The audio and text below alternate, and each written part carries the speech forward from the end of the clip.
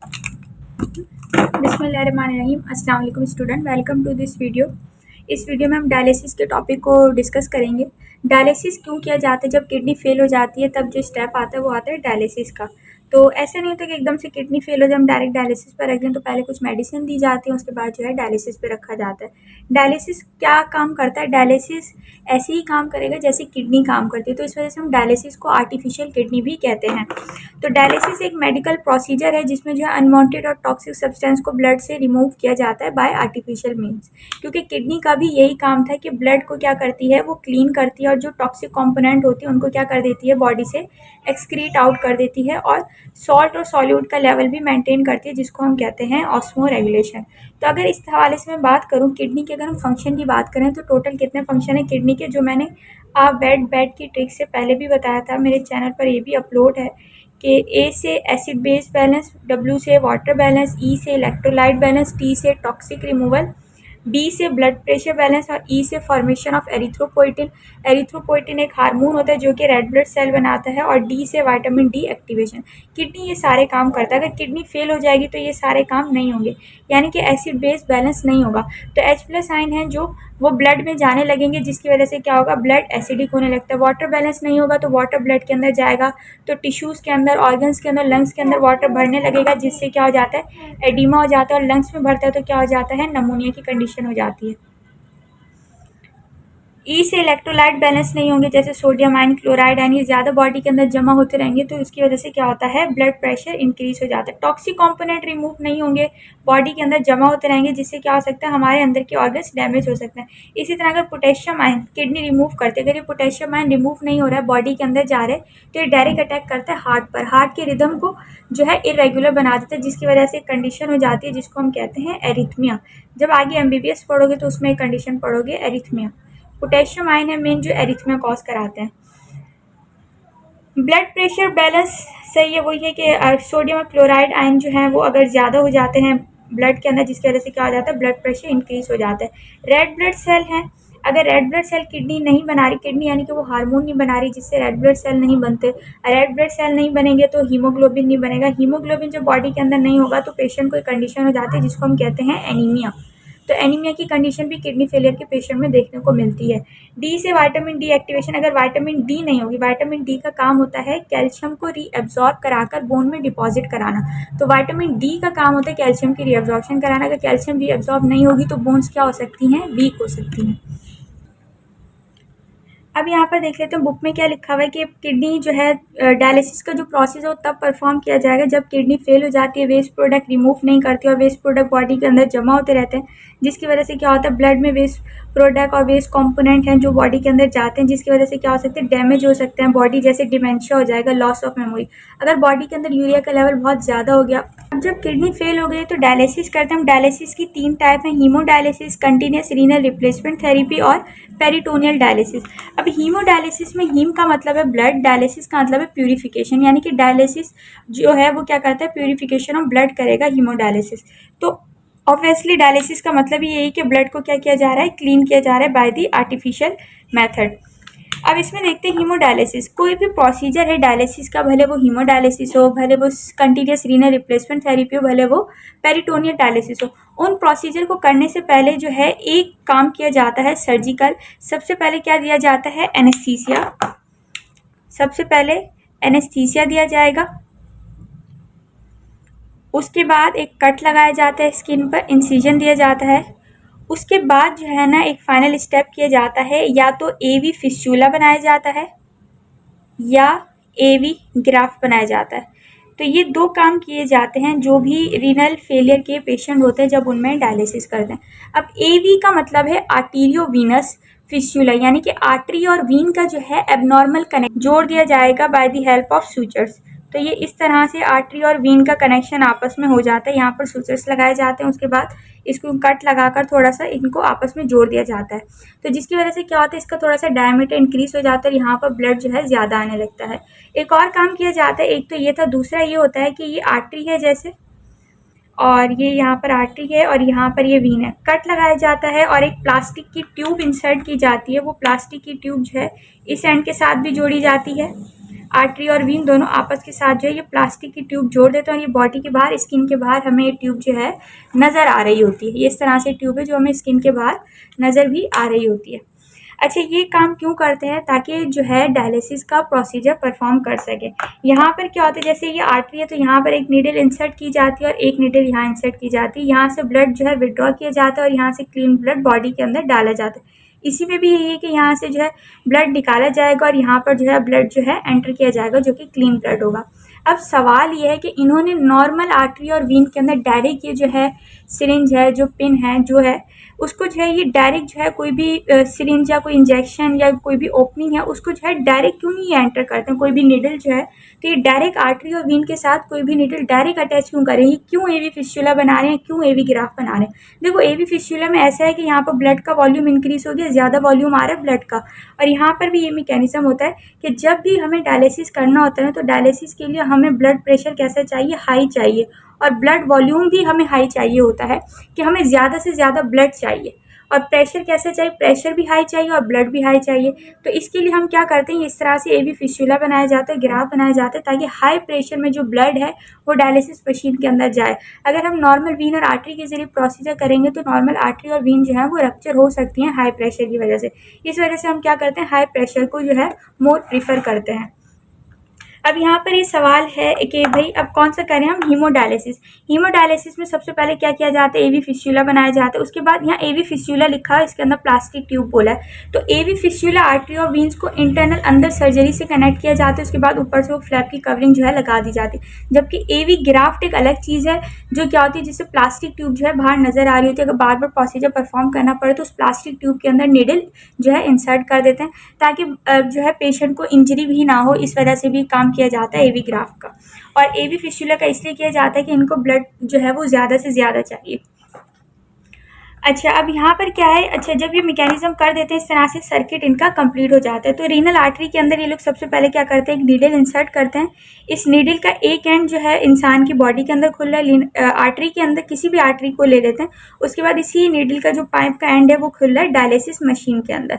तो अब यहाँ पर इन्होंने लिखा है, जब when the circuit is completed 2 needles are inserted into the AV fistula. AV fistula के अंदर 2 नीडल डाली जाती हैं। The one needle is connected, एक नीडल जो है वो आर्टरी से कनेक्ट की जाती है और उसका जो एंड होता है वो किसके अंदर खुलता है? डायलिसिस डिवाइस के अंदर। जैसे यहाँ बताया, जहाँ पर सारा ब्लड कलेक्ट होता है वहाँ फिल्ट्रेशन होती है और इस प्रोसेस के दौरान जितना भी वेस्ट प्रोडक्ट होता है वो यहाँ से रिमूव हो जाता है और डायलिसिस फ्लूइड के अंदर चला जाता है सारा डिफ्यूजन के जरिए। उसके बाद प्यूरिफाइड ब्लड यहाँ से पंप बैक करता है वीन के अंदर और वीन से जो है वो पेशेंट की बॉडी के अंदर चला जाता है by the help of dialysis machine. अब ये देखते हैं कि डायलिसिस मशीन काम कैसे करती है। जाती है, कुछ मशीन इस तरह से डिजाइन की गई है, ठीक है। यहाँ पे क्या होता है, तरह से डायग्राम बनाई गई है।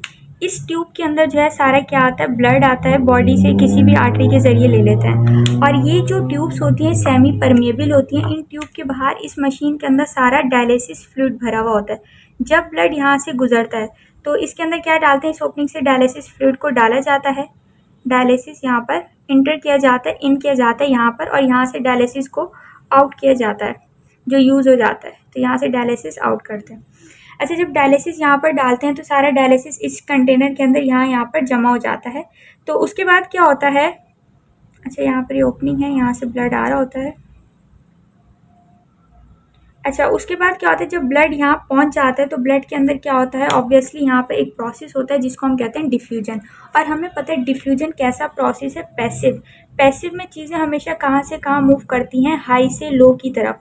पैसिव का मतलब है जिसमें एनर्जी खर्च नहीं होती, यानी कि एटीपी का इस्तेमाल यहाँ पर नहीं होता।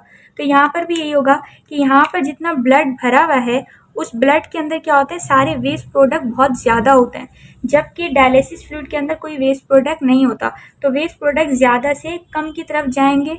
उसके बाद जब यहाँ ब्लड यहाँ तक आता है तो ब्लड क्लीन हो जाता है, उसके बाद इसको बॉडी के अंदर एंटर किया जाता है। तो इस डायलिसिस मशीन के अंदर क्या होता है, यहाँ डायलिसिस भरा होता है जो बिल्कुल क्लीन फ्लूइड होता है, जो क्या करता है सारे वेस्ट प्रोडक्ट को ब्लड में से रिमूव करके, सारा जितना भी वेस्ट प्रोडक्ट होता है ब्लड से वो सारा रिमूव करके इस डायलिसिस फ्लूइड के अंदर चला जाता है। कैसे जाता है, पैसिव डिफ्यूजन के जरिए।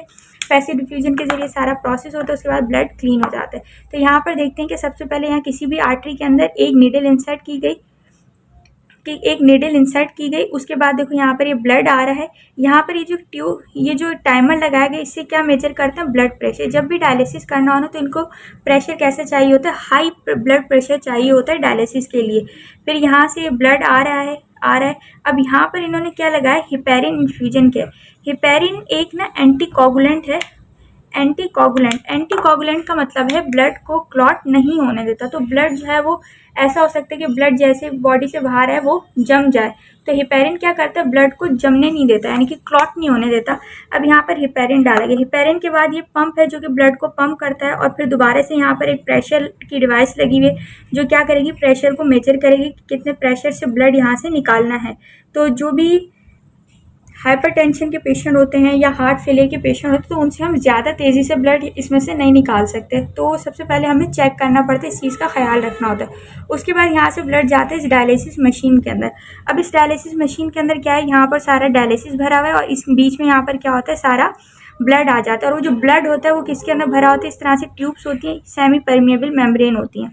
अब वो क्या करती हैं, उनमें से जितना भी टॉक्सिक कंपोनेंट होता है वो सारा निकल कर कहाँ चला जाता है, इस डायलिसिस फ्लूइड के अंदर। बाकी जो ब्लड होता है वो यहाँ से क्लीन होकर यहाँ पर जाता है। अब जब यहाँ पर जाता है तो यहाँ पर एक और प्रेशर मॉनिटर लगा हुआ है जो वीनस के प्रेशर को मॉनिटर करेगा, क्योंकि अब जो क्लीन ब्लड है वो किसके अंदर जाएगा, वीन के अंदर जाएगा। उसके बाद यहाँ पर एक एयर ट्रैप लगा। अगर कोई एयर बबल यहाँ पर इस प्रोसीजर के दौरान जमा हो गया तो ये एयर ट्रैप क्या करता है, उन बबल्स को निकाल देता है। अगर कोई भी बबल हमारी बॉडी के अंदर चला जाए तो उससे इंसान की डेथ भी हो सकती है। तो जब इंजेक्शन लगाया जाता है तो इंजेक्शन को 1-2 दफ़ा पहले ऊपर और नीचे करके उसमें से जितने भी एयर बबल होते हैं वो सारे निकाले जाते हैं। अगर एयर बबल अंदर रह गया, इंजेक्शन लगा दिया तो डेथ हो जाएगी। उसके बाद ये जो एयर ट्रैप कर दिया, उसके बाद इस क्लीन ब्लड को जो है पेशेंट की बॉडी के अंदर डाला जाता है। तो ये एक प्रोसेस है हीमोडायलिसिस का, जिसमें ब्लड को क्लीन करके पेशेंट की बॉडी के अंदर डाला जाता है। आर्टरी से ब्लड निकालते हैं, वीन के अंदर डालते हैं एवी फिस्टुला या एवी ग्राफ की मदद से। अब यहाँ पर हम देख लेते हैं कि ये सेम वैसे ही है जैसे किडनी के अंदर फंक्शन होता था फिल्ट्रेशन का, बट ये इसके अंदर एक चीज़ डिफरेंट है कि यहाँ पर कोई रीएब्जॉर्प्शन नहीं होती। कोई चीज़ ऐसी नहीं कि जो ब्लड रीएब्जॉर्ब कर रहा है, जो कि पीसीटी और डीसीटी पर रीएब्जॉर्प्शन होती थी किडनी के अंदर नेफ्रॉन में, जो कि पहले मैंने लेक्चर में बताया है।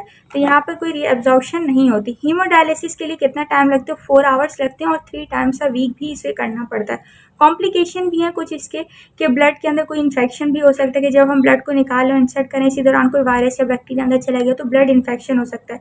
थ्रोम्बोसिस हो सकता है कि कोई क्लॉट बन जाए वेजल के अंदर।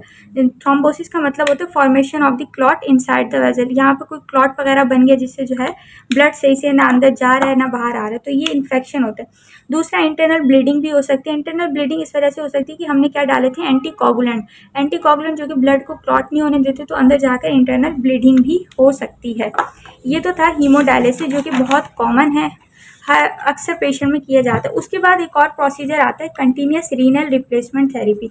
अब कंटिन्यूस रीनल रिप्लेसमेंट थेरेपी ये भी सेम हीमोडायलिसिस की तरह ही है, बट ये उन पेशेंट में यूज़ करते हैं जो कि बहुत ज़्यादा क्रिटिकल होते हैं, वो रिपीटेड प्रोसीजर को बर्दाश्त नहीं कर सकते, तो उनके लिए हम क्या करते हैं, कंटिन्यूस रीनल रिप्लेसमेंट थेरेपी करते हैं। इसमें क्या होता है कि 24 आवर्स लगते हैं, और इसमें क्या होता है कि ब्लड जो है, ब्लड जब हम बॉडी से निकालते हैं वो ब्लड क्या होता है, बहुत स्लो निकलता है। ब्लड कैसे निकलेगा, बहुत स्लो निकलेगा, जबकि हीमोडायलिसिस में हम ब्लड को हाई प्रेशर पर बहुत तेज़ी से निकालते हैं। अब ये जो पेशेंट होते हैं टॉलरेट नहीं कर पाते कि इतना ब्लड उनकी बॉडी से जा रहा है, तो ये ब्लड क्या होता है, बहुत स्लो जाता है, डायलिसिस मशीन के अंदर जाता है, वहाँ से फिल्टर होता है, फिर बॉडी के अंदर जाता है। तो ये एक स्लो प्रोसेस है जिसमें जो है ब्लड को ज़्यादा हम प्रेशर से नहीं निकालते।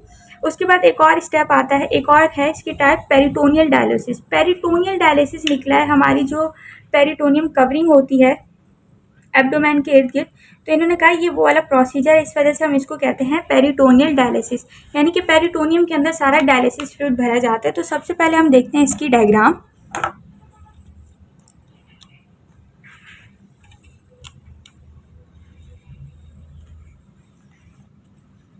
सबसे पहले हम देख लेते हैं डायग्राम पेरिटोनियल डायलिसिस की है। इसमें क्या है, ये एक इंसान है, ये इंसान का क्या है, एब्डोमेन है। पेशेंट का क्या है, ये एब्डोमेन है, और यहाँ पर इसकी जो कवरिंग है पेरिटोनियम की, और इसके यहाँ इस साइड पर क्या होती है, सारी कैपिलरी का नेटवर्क होता है। अगर मैं इसको यहाँ बोर्ड पर बनाऊँ तो कुछ इस तरह से बनेगा कि ये कुछ इस तरह से बनेगा कि जैसे ये एब्डोमेन है, ठीक है, ये एब्डोमेन की वॉल है जहाँ पर सारा हमने पेरिटोनियम भर दी, ये सारा क्या है, एब्डोमेन है। एब्डोमेन में हमने सारा क्या भर दिया है, डायलिसिस फ्लूइड भर दिया। इसके बाहर यहाँ पर क्या होती है, कैपिलरीज का नेटवर्क होता है। अब इन कैपिलरीज से हमें पता है क्या फ्लो कर रहा है, ब्लड फ्लो कर रहा है। तो जब यहाँ से ब्लड गुजरता है तो डायलिसिस फ्लूइड के साथ उसका जो है कनेक्शन होता है इस कैपिलरीज का। तो इनमें से जो टॉक्सिक कंपोनेंट होते हैं वो सारे कहाँ चले जाते हैं, डायलिसिस फ्लूइड के अंदर चले जाते हैं। फिर यहाँ से क्लीन ब्लड बॉडी के अंदर जाता रहता है, फिर से ब्लड आता रहता है, टॉक्सिक कंपोनेंट इसमें जाते रहते हैं और फिर क्लीन ब्लड बॉडी के अंदर जाता रहता है। तो इसमें क्या करते हैं कि देखो पेरिटोनियल, ये है पेरिटोनियल स्पेस है, ये पेट है, एब्डोमेन है। यहाँ पर क्या होता है, 2 डायलिसिस बैग लगाए जाते हैं, एक ऊपर होता है और एक नीचे होता है। ये एक डायलिसिस बैग है, इससे देखो इन्होंने एक इंसर्ट कर दिया है पेशेंट के यहाँ पर। एक पहले सर्जरी की जाती है, कैथीटर ट्यूब इंसर्ट की जाती है जिसके जरिए सारा डायलिसिस फ्लूइड एब्डोमेन के अंदर भर देते हैं। अब ये सारे डायलिसिस फ्लूइड किसके अंदर है, एब्डोमेन के अंदर है। अब जब यहाँ से सारा जो है ब्लड गुजरेगा यहाँ पर कैपिलरीज से, तो वो कैपिलरीज क्या करेंगी, सारा टॉक्सिक कंपोनेंट इस डायलिसिस फ्लूइड के अंदर डाल देंगे। तो यहाँ पर भी वही प्रोसेस हुआ जो पहले हीमोडायलिसिस में हुआ था, डिफ्यूजन हुई, यानी कि पैसिव प्रोसेस, यानी कि high molecule movement, high molecule से कहाँ हुई, लो मॉलिक्यूल की तरफ। और वो कौन से मॉलिक्यूल हैं जो ब्लड से डायलिसिस फ्लूइड में जा रहे हैं, सारे टॉक्सिक कंपोनेंट हैं, जिनमें यूरिया जो है मोस्ट कॉमन है, पोटेशियम है, H+ आयन है, कुछ वेस्ट प्रोडक्ट्स और भी हैं जैसे क्रिएटिनिन वगैरह है। उसके बाद जब ये क्लीन होता रहता है, जब ये सारा ब्लड क्लीन होता है उसके बाद जब देख लेते हैं कि पूरा सैचुरेटेड हो गया, डायलिसिस फ्लूइड अब मज़ीद ख़राब हो चुका है, फिर उसको यहाँ से जो है इस ट्यूब से निकाल कर नीचे वाले बैग में जो है ड्रेन कर दिया जाता है। तो यहाँ पर ये है इसका प्रोसीजर। लेकिन दोबारा से इन्होंने बनाया एक और, यहाँ पर देख लेते हैं कि जब पेरिटोनियल डायलिसिस की जाती है, पहला स्टेप क्या है कि कैथीटर को इंसर्ट किया, उस कैथीटर के साथ 2 बैग लगे होते हैं, एक वो जिससे डायलिसिस फ्लूइड एब्डोमेन के अंदर जाता है, दूसरे से यूज़ हुआ हुआ डायलिसिस फ्लूइड जो है वो बॉडी के बाहर आ जाता है टुवर्ड्स से ग्रेविटी, और ये येलो कलर का होता है जब वो वेस्ट होकर आता है, क्योंकि इसमें यूरिया जो है मोस्ट कॉमन है, यूरिया जो है इसमें बहुत ज़्यादा होता है। और जो डायलिसिस फ्लूइड है वो कैसा होता है, लाइट ब्लू कलर का होता है। अच्छा, इसमें यही था कि डायलिसिस फ्लूइड जा रहा है बॉडी के अंदर, और जब वो ब्लड को क्लीन कर देता है उसके बाद जब ये सैचुरेट हो जाता है, डायलिसिस फ्लूइड जब ख़राब हो जाता है वो दूसरे बैग के अंदर भरना शुरू कर देता है। तो पेरिटोनियल डायलिसिस में भी कितने बैग लगते हैं, 2 बैग लगते हैं। तो ये पेरिटोनियल स्पेस है जिसमें डायलिसिस बैग है, इसको पेरिटोनियल स्पेस के अंदर इंसर्ट कर दिया, और ये ड्रेनेज बैग है जो कि कैथीटर की मदद से दोनों को अटैच किया गया है। यहाँ पर भी वही बात की। अब हम वर्डिंग्स को देख लेते हैं थोड़ा सा। इसमें वर्डिंग्स के बारे में है कि पेरिटोनियल डायलिसिस में क्या होता है कि एब्डोमिनल जो कैविटी है उसको यूज़ करते हैं कि ब्लड को फिल्टर कर सके। इस प्रोसीजर को स्टार्ट करते हैं उस टाइम डॉक्टर क्या करते हैं, एक इंसिजन लगाते हैं एब्डोमेन के लोअर पार्ट पर, और वहाँ पर क्या इम्प्लांट करते हैं या पास करते हैं कैथीटर को। कैथीटर एक ट्यूब होती है जिसको जो है पास किया जाता है, जो कि सॉफ्ट ट्यूब होती है, जो डायलिसिस फ्लूइड को जो है अंदर लेकर भी जाती है और वहाँ से बाहर भी लेकर आती है। किसके अंदर लेकर जाती है, एब्डोमिनल कैविटी, और एब्डोमिनल कैविटी से यूज़ हुआ डायलिसिस फ्लूइड बाहर लेकर आती है दूसरे बैग में। एब्डोमिनल कैविटी जो है इंटरनली लाइन होती है किसकी, पेरिटोनियम के। अब पेरिटोनियम कैसी एक मेम्ब्रेन होती है, नेचुरली फिल्टरिंग मेम्ब्रेन, ये एक सिलेक्टिवली परमिएबल मेम्ब्रेन होती है। जब वहाँ से डायलिसिस पोर किया जाता है एब्डोमिनल कैविटी के अंदर, वो क्या करता है, सारे टॉक्सिक कंपोनेंट को ब्लड से जो है खींच के अपनी तरफ ले आता है पेरिटोनियम मेम्ब्रेन के जरिए। तो इसके बारे में इन्होंने ये बात की है, जो मैंने यहाँ डायग्राम बनाई थी ये वाली, कि ये क्या होता है, एब्डोमेन होता है, इस एब्डोमेन के अंदर सारा क्या भर देते हैं, डायलिसिस फ्लूइड भर देते हैं, ये पेरिटोनियम मेम्ब्रेन है। अब पेरिटोनियम मेम्ब्रेन के बाद यहाँ पर ब्लड वेजल होती है जो कैपिलरी का नेटवर्क होता है।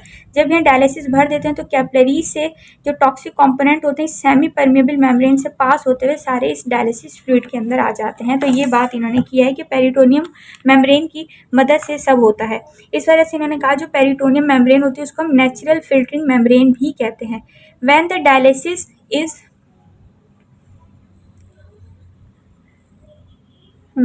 dialysis डायलिसेट पोर, जो डायलिसिस फ्लूइड है उसको पोर कर देते हैं हम एब्डोमिनल कैविटी के अंदर, टॉक्सिक कंपोनेंट को ब्लड से खींचते हैं और पेरिटोनियम मेम्ब्रेन के जरिए जो है अपने अंदर ले आते हैं। कैसे लाते हैं, हाई कंसंट्रेशन से लो कंसंट्रेशन की तरफ। हमें पता है कि जो ब्लड यहाँ पर जा रहे हैं वहाँ पे सारे टॉक्सिक कंपोनेंट हाई हैं, तो डायलिसिस फ्लूइड के अंदर वो नहीं होते, लो होते हैं। तो हाई से लो की तरफ ये मूवमेंट होती है जो कि पैसिव कहलाती है, जिसके अंदर एनर्जी खर्च नहीं होती।